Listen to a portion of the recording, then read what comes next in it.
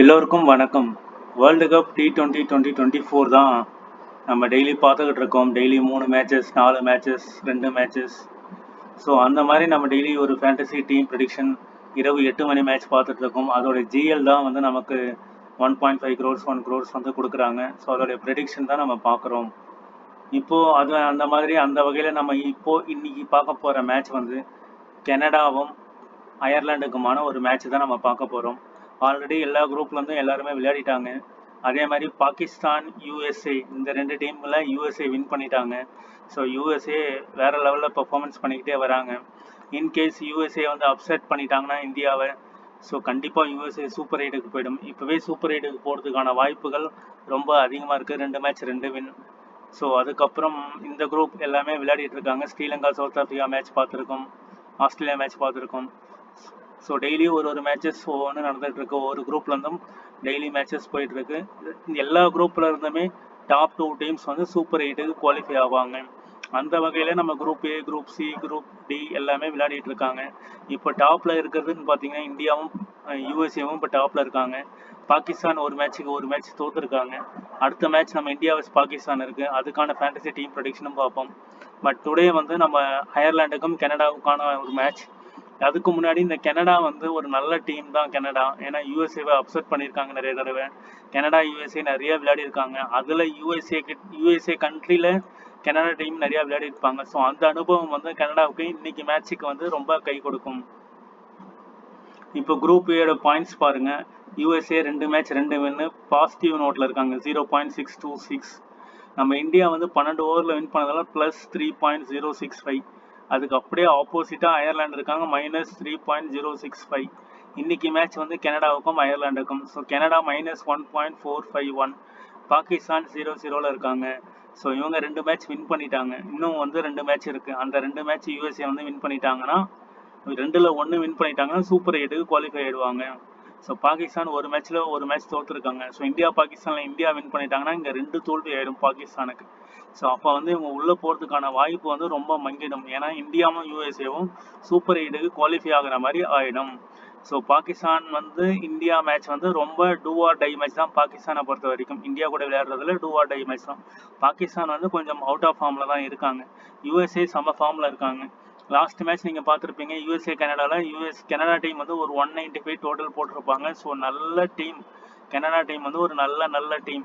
அதை கம்பேர் பண்ணும்போது அயர்லாண்டு வந்து ரீசெண்டாக அவுட் ஆஃப் ஃபார்மில் இருக்காங்க.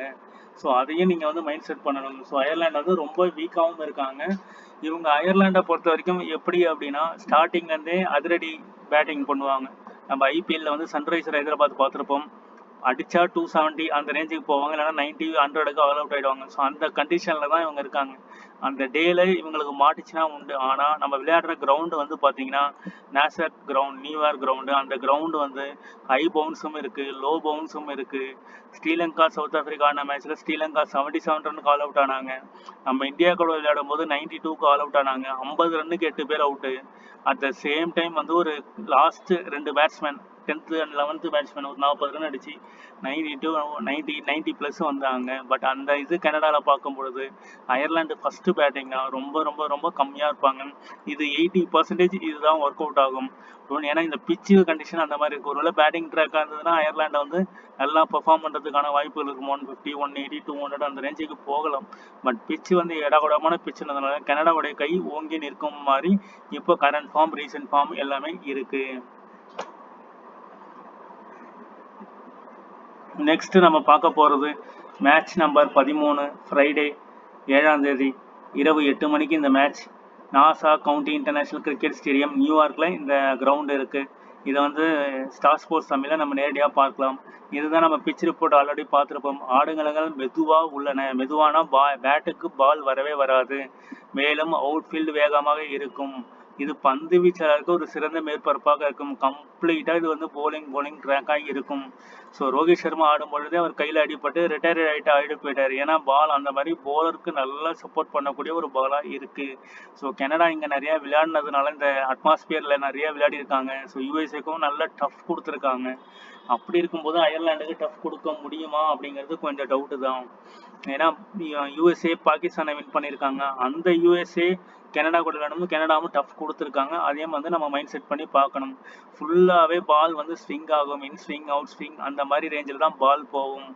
ஆரம்ப சேம் அசைவை பெறுகிறார்கள். இப்படி தான் வந்து மேட்ச் போய்கிட்டு இருக்கு. ஸோ கம்ப்ளீட்டாக வந்து நம்ம ட்ரீம் டீம் எப்படி எடுக்கலாங்கிறது ஒரு பேட்டர்னோட ஒரு ஐடியாவோட பார்ப்போம். ஸோ போலர் தான் டாமினேஷன். போலர் வந்து ஆல்ரவுண்டரோட சேர்த்து ஒரு 8 பிளேயர் கொண்டு வந்தோம். Bowling plus allrounder, bowler and allrounder ரெண்டுமே சேர்த்து 8 பிளேயர் கொண்டு வந்தோம். கீப்பரில் 1, பேட்டிங்கில் 1 ஆர் மேக்ஸிமம் 2 அப்படி தான் கொண்டு போகணும். இல்லைன்னா கீப்பரில் 2, பேட்ஸ்மேனில் 1 அப்படி தான் வந்து இதுக்கு முன்னாடி நடந்த 2 மேட்சுக்கான பேட்டர்ன் வந்து அப்படி தான் இருக்குது. அதையும் நம்ம தெளிவாக பார்ப்போம். இந்த கிரவுண்டை பொறுத்த வரைக்கும் ஃபர்ஸ்ட் இன்னிங்ஸ் செகண்ட் இன்னிங்ஸ் உங்கள் எல்லாருக்குமே தெரிஞ்ச விஷயம் தான். 129, 101 ஆவரேஜ் 4 வந்து ரொம்ப கம்மியாக தான் போகுது. Average 6, bowling fantasy points 66, 149, fast 40, ரெண்டாவது இன்னிங்ஸ் 118 அண்ட் ஸ்பின்னு பார்த்தீங்கன்னா 26, ரெண்டாவது innings 31. T20 scoring pattern below 150, 03, இது 152, 169, 172, 189 அண்ட் அபவ் 190. இதுதான் 03 to 05 வந்திருக்கும். 8 weight 2019 முன்னாடி தான் விளையாடி இருக்காங்க. ரீசெண்டாக இவங்க 2 பேரும் 8 weight விளையாடுனதில்லை. பட் ஓவரால் பார்த்தீங்கன்னா 2 பேருமே 2 வின் பண்ணியிருக்காங்க. ஸோ ப்ரீவியஸாக வின் பண்ண அயர்லாந்து டீம் பார்த்தீங்கன்னா உங்களுக்கு தெரியும். அப்போ வந்து இங்கிலாண்டெல்லாம் வந்து வின் பண்ணியிருப்பாங்க. அப்போ இருந்த அயர்லாந்து டீம் ஃபார்மேஷன் வேறு, இப்போ இருக்கிற அயர்லாந்து டீமுடைய ஃபார்மேஷன் வேறு. வார்ம் அப் மேட்ச் நம்ம ஆல்ரெடி பார்த்தது தான். India versus Bangladesh. இந்தியா வந்து 182 அடிச்சிருப்பாங்க, 5 விக்கெட் இழப்பு இருக்கு. பங்களாதேஷ் 122 ஃபார் 9, ஒரு 120 ரன்னுக்கு ஆல் அவுட் ஆயிருப்பாங்க. Harshdeep Singh 2 wicket, Shivam Dube 2 wicket. Opening batters கண்டிப்பாக 2 டீம்லேருந்துமே கொலாப்ஸ் ஆகுறாங்க.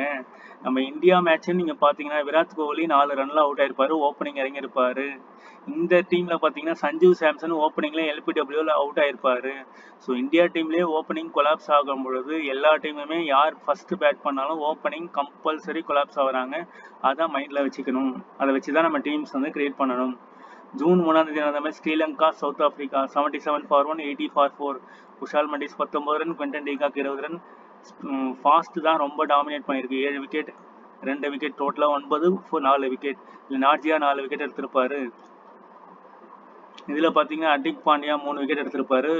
பென் ஒயிட் 1 விக்கெட் எடுத்திருப்பாரு. India won by 8 wickets. இப்படி தான் வந்து ஸ்கோர் போயிருக்கு. 96 ஃபார் 10. இதே ஃபார்மேஷனில் 100 ரன்னுக்கு ஆல் அவுட் ஆகிறதுக்கான பாசிபிலிட்டிஸ் கனடா மேட்ச்சில் இருக்குது. கனடா கை ஓங்கி நிற்கும் என்பதில் சந்தேகமே இல்லை. ரேர் கேஸ் ஒரு 5%, 10% வேணால் தான். ஒரு 5 டீம் போட்டிங்கன்னா 4 டீம் கனடாவுக்கு ஃபேவராகவும் ஒரே ஒரு டீம் வந்து அயர்லாண்டுக்கு ஃபேவராகவும் போகலாம். நீங்கள் இன்னும் ரிஸ்க் எடுக்கணும்னு நினச்சிங்கன்னா 2 டீம் அயர்லாண்டுக்கும் 3 டீம் வந்து கனடாவுக்கும் கொண்டு போகலாம். கனடாவுடைய பேட்டிங் பார்ப்போம். Aaron Johnson 16, 74, 1, 33. So Aaron Johnson வந்து இந்த மேட்ச் ரொம்ப இம்பேக்ட் பண்ணுறதுக்கான வாய்ப்பு இருக்கும். அவர் இம்பேக்ட் பண்ணார்னா இவரை வந்து நம்ம ட்ரா பண்ணிடலாம். அதே மாதிரி இவர் Navneet Dhaliwal right hand batsman, fast போடுவார். 50 run, 5 run, 12 run, 13 run. So ஒரே மேட்ச் மட்டும்தான் அடிச்சிருக்காரு. Prakash Singh right hand batsman, right arm medium, orthodox medium. 19, 27, 0, 16 பெருசாக எதுவுமே இல்லை. நிக்கோலஸ் கிரிட்டன் வந்து நிக்கோலஸ் பூரன் மாதிரி ஒரு left hand batsman. 27 run, 1 wicket, 21, 28, 15 இதுங்கெல்லாம் 0 விக்கெட் எடுத்திருப்பாரு. Shreyas Movva wicket keeper, right hand batsman. 25, 3, 9, 20. இவர்கிட்ட வந்து பெருசாக இல்லை. கேட்சஸில் வந்து சில பாயிண்ட்ஸுகள் வரும். ஸோ இவரை வந்து பிக் பண்ணலாம். இந்த பஜ்வாங்கிறவர் ரொம்ப இம்பார்ட்டண்டான பிளேயர். ஹில்கயர் ரொம்ப இம்பார்ட்டண்டான பிளேயர். ஷாத் பின் சஃபர் ஒரு இம்பார்ட்டண்டான பிளேயர். ஸோ இப்போதைக்கு நம்ம 4 பிளேயர் பார்த்துருக்கோம். இந்த 25 தில்பிரீத் பஜ்வா பார்த்தீங்கன்னா 4, 52, 33, 11. ஸோ 4, 11 இருக்கார். 52, 33. இவர் போலிங்கும் போட்டு விக்கெட் எடுக்கக்கூடிய எபிலிட்டி உள்ள ஒரு பிளேயர். ஹில்கயர் வந்து right hand batsman, right arm medium. 66, 2 wicket, 11, 12 + 2 wicket. இவர் கேப்டன், வைஸ் கேப்டனுக்கு எலிஜிபிளான பிளேயர். இவரும் தில்பிரீத் பஜ்வாவும் இந்த ஷாத் பின் ஷஃபர் இந்த 3 பிளேயருமே எலிஜிபிளான பிளேயராக இருப்பாங்க. இவர் ஷாத் பின் ஷஃபர் வந்து 29 ரன், 1 விக்கெட், அப்புறம் 29 ரன். ஸோ எப்படி பார்த்தாலுமே ஒரு 20+ ரன், 1 விக்கெட்டாவது இவர் எடுத்து ட்ரீம் டீமுக்குள்ள வந்துருவார். வைஸ் கேப்டனுக்கு எலிஜிபிளான பிளேயராக இருப்பார். நிக்கில் விட்டா 0-0-1. So 0 wicket, 1 wicket. Kaleem Sana left arm fast medium 4 wicket, 1 wicket. So இவரையும் மஸ்ட் பிக்கா ட்ரை பண்ணுங்க. Jeremy Gordon 1 wicket, 0 wicket, 2 wicket, 3 wicket. So இவரையும் வந்து மஸ்ட் பிக்கா ட்ரை பண்ணலாம். ஸோ 1, 2, 3, 4, 5, 6, 7 பேர் இதில் இருக்காங்க. இங்கே அயர்லாந்து பார்த்தீங்கன்னா Paul Stirling, A Balbirnie, L Tucker, S Tucker, C Campher, G Dockrell, G Delany, M Adair, Beck McCarthy, Ben White, Joshua Little. So இந்த இதில் வந்து ஜோஷுவா லிட்டில் மஸ்ட் பிக்காக இருப்பார். ஏன்னா 3 விக்கெட்ஸ் 2 விக்கெட்ஸ் 1 விக்கெட் பேட்டிங்லேயும் கொஞ்சம் கான்ட்ரிபியூட் பண்ணுவார். இதில் பார்த்தீங்கன்னா டெலானி லாஸ்ட் மேட்ச் நல்லாவே பர்ஃபார்ம் பண்ணியிருந்தாரு. ஒரு 30-20 பாயிண்ட் எடுத்திருப்பார். ஸோ ஜெலானி, அடையர், ஸோ இந்த 2 பிளேயர்லேருந்து ஒரு பிளேயர் வந்து நம்ம எடுத்துக்கலாம். ஸோ 1, 2 அதே மாதிரி கேம்பர், டக்கர் இந்த 3 பிளேயர்லேருந்து நம்ம ஒரு பிளேயர் வந்து எடுத்துக்கலாம். ஸோ ஓவரால் பார்த்தீங்கன்னா இங்கே ஒரு 3 பிளேயர், அதிகபட்சம் போனீங்கன்னா இங்கே வந்து ஒரு 4 பிளேயர் எடுத்துக்கலாம், இங்கே வந்து 7 பிளேயர் எடுத்துக்கலாம். அதே மாதிரி இன்னொரு காம்பினேஷன் பார்த்தீங்கன்னா இங்கே 8 பிளேயர் எடுத்துக்கலாம், இங்கே வந்து 3 பிளேயர் எடுத்துக்கலாம். ரொம்ப ரேர் கேஸில் தான் இங்கே 6 பிளேயர் எடுத்துக்கலாம், இங்கே வந்து 5 பிளேயர் எடுத்துக்கலாம்.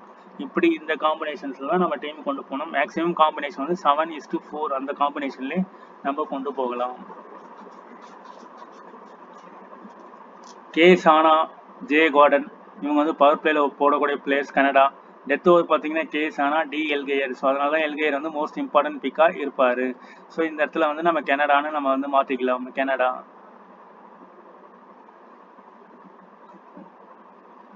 ஸோ கே சானா, ஜே கார்டன் வந்து இவங்க 2 பிளேயர்லேருந்து ஒரு பிளேயர் கம்பல்சரி வந்து நல்ல விக்கெட் எடுப்பாங்க.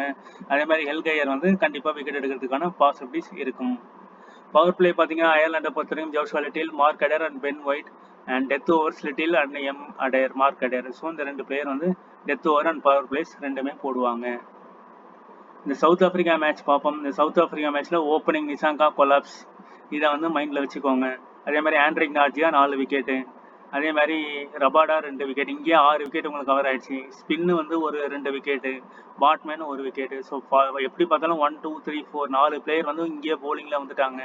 ஸோ இங்கே பேட்டிங்கில் பார்த்தீங்கன்னா யாருமே வர்றதுக்கான வாய்ப்புகள் கம்மி தான். ஸோ இங்கே ஒரு 4 பிளேயர் இருக்காங்க. அதே மாதிரி இங்கே பார்த்தீங்கன்னா குவிண்டன் டிகாக் வந்திருப்பாரு. அதே மாதிரி இங்கே பார்த்தீங்கன்னா அசரங்கா, தஷுன் ஷனகா அண்ட் நுவன் துஷாரா. ஸோ இங்கே 2 ஸ்பின்னு 2 ஃபாஸ்ட்டு.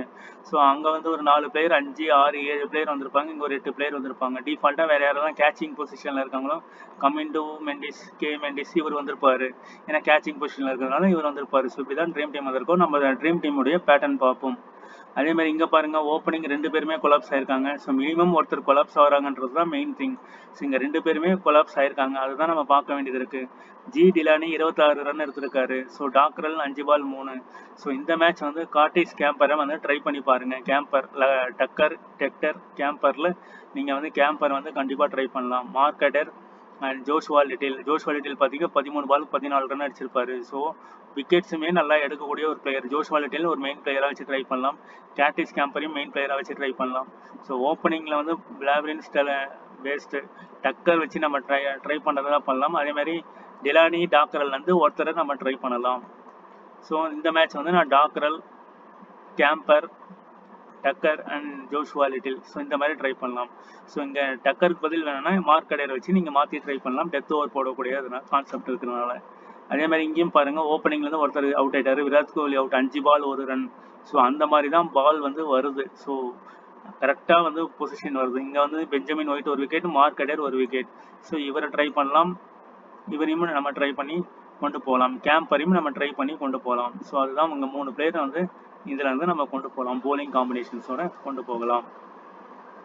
அதுதான் நம்ம ஸ்கோர் கார்டில் பார்த்தோம். இங்கே 2 பிளேயருமே இதுதான் லாஸ்ட் மேட்ச் விளையாடின பிளேயிங் 11 அயர்லாண்டோடைய டீம்ஸ்.